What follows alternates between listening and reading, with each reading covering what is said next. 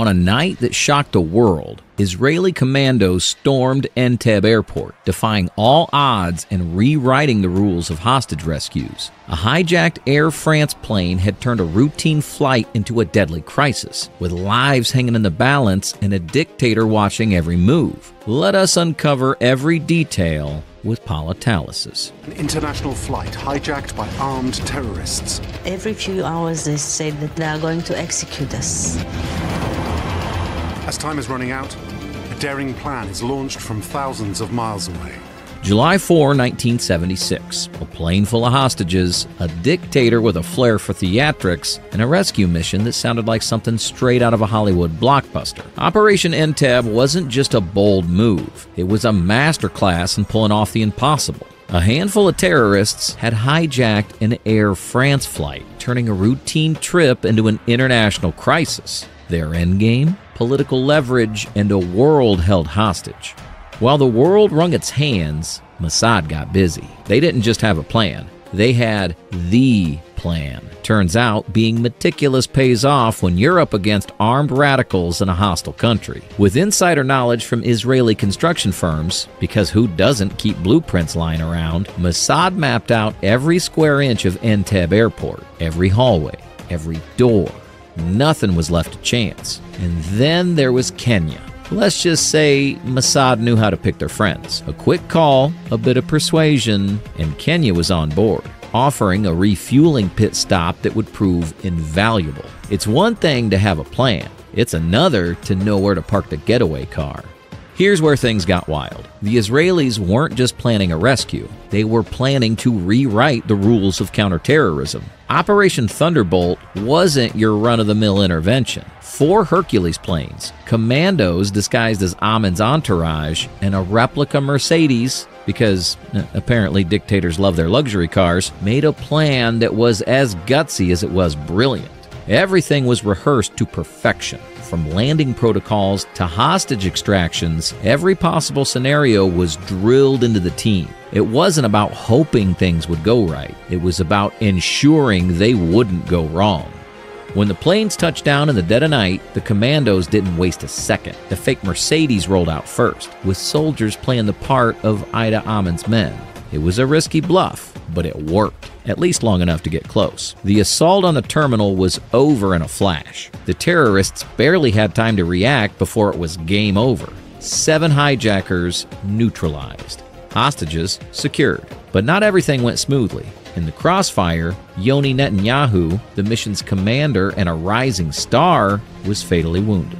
His death cast a shadow over what was otherwise an incredible success. With hostages on board and Uganda MiGs destroyed on the ground, the planes took off, leaving Idi Amin furious and humiliated. The whole operation lasted just 90 minutes, but its impact would be felt for decades. The world sat up and took notice. This wasn't just a rescue, it was a flex. Israel showed that when it came to protecting its people, it didn't mess around. Countries around the globe scrambled to reevaluate their counterterrorism strategies, and many taken notes from Entebbe. Of course, not everyone was thrilled. Idi Amin, already known for his volatility, retaliated against Kenya for their role, unleashing violence on innocent civilians. The cost of bravery, it seems, was steep. Back in Israel, Yoni Netanyahu's death turned him into a national hero. Streets were named after him, documentaries were made, and his story became a rallying cry for Israeli resilience. Yet, not everyone was sold on the glory. Critics questioned whether the mission could have been handled differently. Was it worth the risk? Could diplomacy have achieved the same result? These debates continue to this day.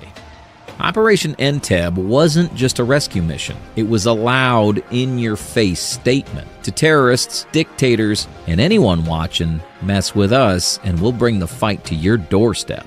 This wasn't just about saving hostages. It was about making a point, bold and clear. And sure, it was a triumph, but it also left a mix of awe and tough questions, the kind that don't fade away easily.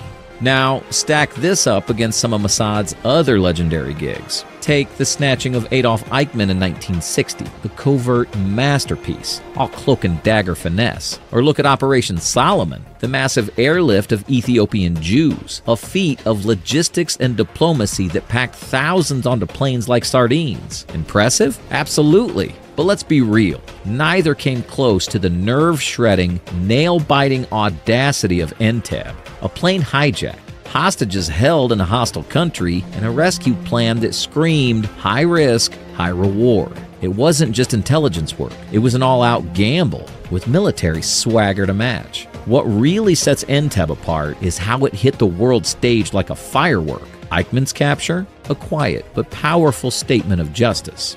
Operation Solomon? A humanitarian gold star. But Entebbe? That was a show of force. A "don't mess with us" flex that echoed across borders. It changed how nations thought about counterterrorism, no doubt. But let's not sugarcoat it. This kind of heroism doesn't come cheap. Lives were lost, including Yanni Netanyahu, whose death added a layer of heartbreak to the celebration. Entebbe became a legend, sure, but also a reminder that bold moves often come with heavy baggage. The memories and reenactments, they're not just tributes. They're proof that this story still stirs the pot, raising questions that don't have easy answers. Want more untold stories that blur the lines between heroism and controversy? Stick around. The world's full of them. Smash that like and subscribe for more.